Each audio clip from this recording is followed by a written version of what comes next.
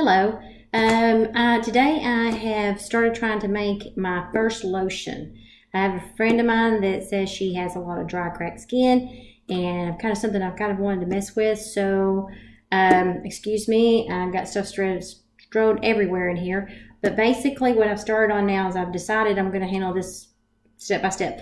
I'm going to try to make me a base, and I want to make a base, and I want to store it.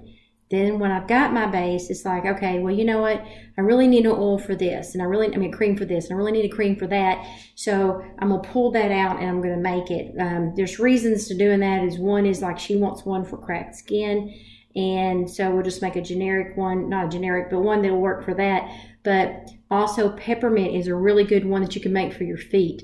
There's a lot of things that it does. It's got a pain reliever in it, and so you can actually put it on your feet and it feels so much better after the day.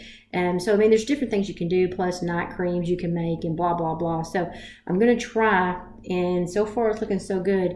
I'm making my base. I found a generic one for it. So basically what I'm doing in that is, let me go grab it real quick.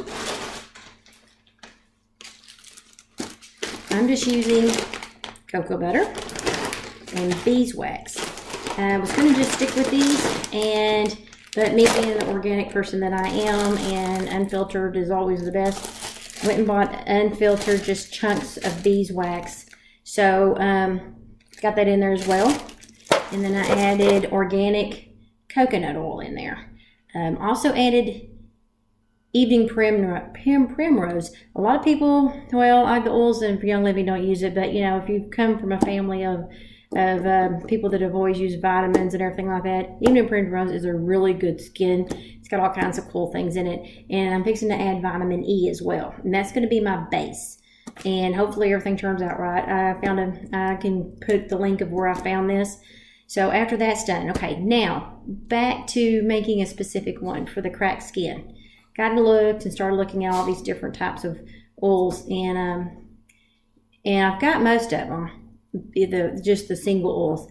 But this is the cool thing about this, is that I wasn't quite sure about all this other stuff I wanted. So again, this is what's cool about this book that I keep telling everybody about. Right here, which I just dropped my notes. Also, another good thing too is when you're doing all this stuff, keep notes. I have started writing down exactly 2 drops here, 6 drops there, and it's coming out really good, because what happened is when I started all this, everybody goes, what was in your pain reliever you made? And I'm going, I don't know, because I decided I was just going to throw it all together. So anyway, like I said, one of the ones I really wanted in here was sandalwood.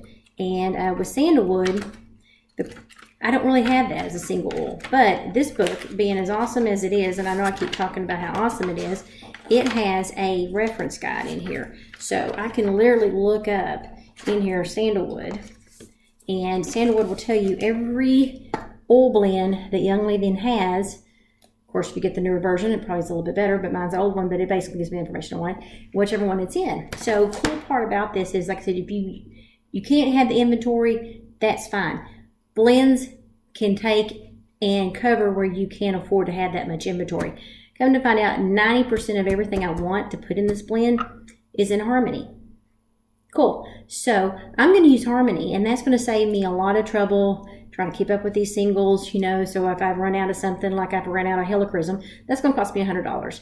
And of course, a lot of people go, that's a lot of money. But there's other blends that you can buy that has helichrysum in it. Ergo, you got helichrysum, you'll just use the blend. Might not have the exact amount in it as much as you could just put the direct oil on you, but hey, it works. Anything you can get in you to help is great. So I'm going to use this. Second thing I'm going to do is that I'm a firm believer that this society has an epidemic of autoimmune disorders, whether it be, you know, of course, the normal ones with, you know, your lupus and, you know, eczema, you know, thyroidism, all this stuff. I believe it's an epidemic. And the thing is that it goes back to the flight or fight mode. We were in our genes, we have the fight or flight back from whenever, you know, we had to fight or flight. Now we don't need it anymore. And stress in our lives actually triggers that, but we have no release because we don't have to flee and we don't have to fight anymore. So this is what builds up your autoimmune. It's like going, okay, I need to get ready for this fight. I need to get ready to run, and nothing happens. So it just keeps building and building, and then all of a sudden this autoimmune says, okay, well, I don't know what I'm fighting for anymore or what I'm trying to save anymore. So then it starts attacking internally, and that's what your autoimmune disorders usually do. So reason I'm doing this, usually anything I do, and I did this with my oils that I did for my surgery, I use what's called Trauma Life. He's got a blend that's really good for that. It's made for that. And then this one is called Sarah. So I'm not going to get into the specifics of why he made each one of them, but both of them work for that same, have different reasons, but they all work. One's trauma, of course, ergo Trauma Life. This one, Sarah, was made for people that, went through a lot of verbal, mental abuse, blah, blah, blah. So anyway, not to minimize it, but so anyway, I always put that in my oils, especially with something like this, because, we all go through trauma. We just don't know we're going through trauma. And life is trauma. So I'm going to put that in there as well. So we will see how this all works out.